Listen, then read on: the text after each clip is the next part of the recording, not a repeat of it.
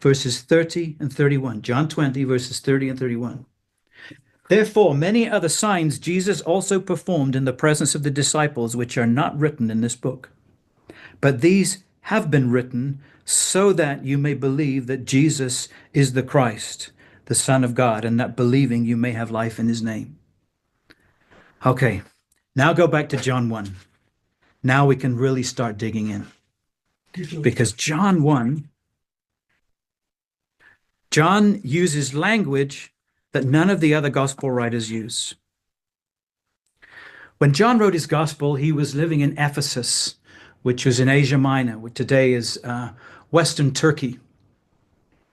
And there's another man that had lived in Ephesus 600 years earlier. Well, let's just read the first few verses of John's gospel. In the beginning, John deliberately makes reference to the beginning of Genesis 1:1. Bereshit bara Elohim et hashamayim ve'et haaretz. In the beginning, God created the heavens and the earth. He's making a deliberate reference, and he says this: in the beginning was the Word.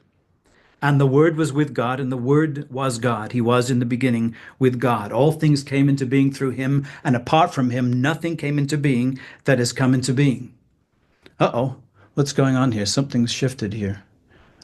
Are you still hearing me? Okay, so in the beginning was the Word. The word in that passage is logos.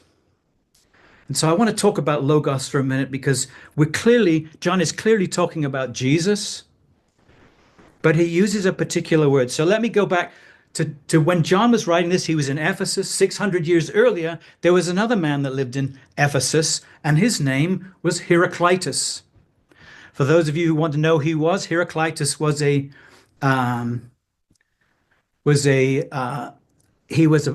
Greek philosopher. A pre-Socratic Ionian philosopher, if you want to know. Doesn't really matter for us, except that he came up with an extraordinary idea that John draws on. And so I want to talk about that for a minute. So Heraclitus, and he's considered the father of the modern sciences, and I'll explain that in a minute.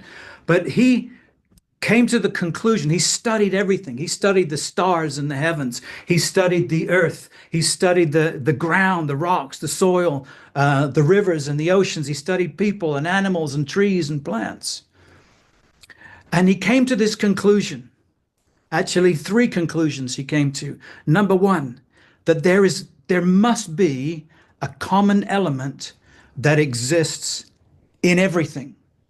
There must be a common element that exists in everything, whether it's the stars and the sky, the sun, whether it's the rivers or the ocean, whether it's the people or animals or the earth, the rocks. There's a common element in everything.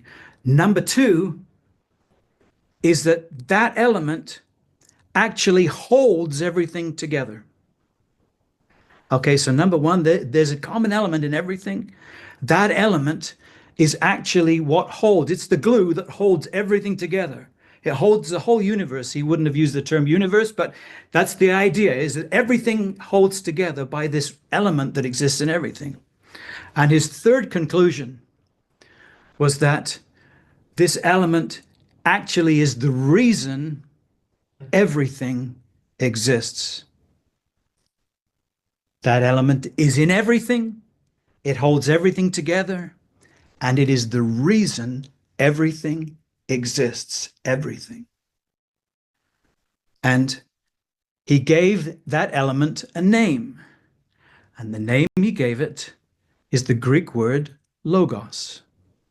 So when John writes his gospel, he is using that definition of logos. In the beginning was the logos, that which is in everything, holds everything together, and is the reason that everything exists. And of course, we're speaking about Jesus. And the logos was with God, and the logos was God. You see, John's saying logos is not an element, logos is a person. Logos is the person of Jesus Christ. And that's why he then follows that statement with all things came into being through him, logos. And apart from him, nothing came into being that has come into being. And then you get down to verse 14 of the gospel, and it says this, and the Logos became flesh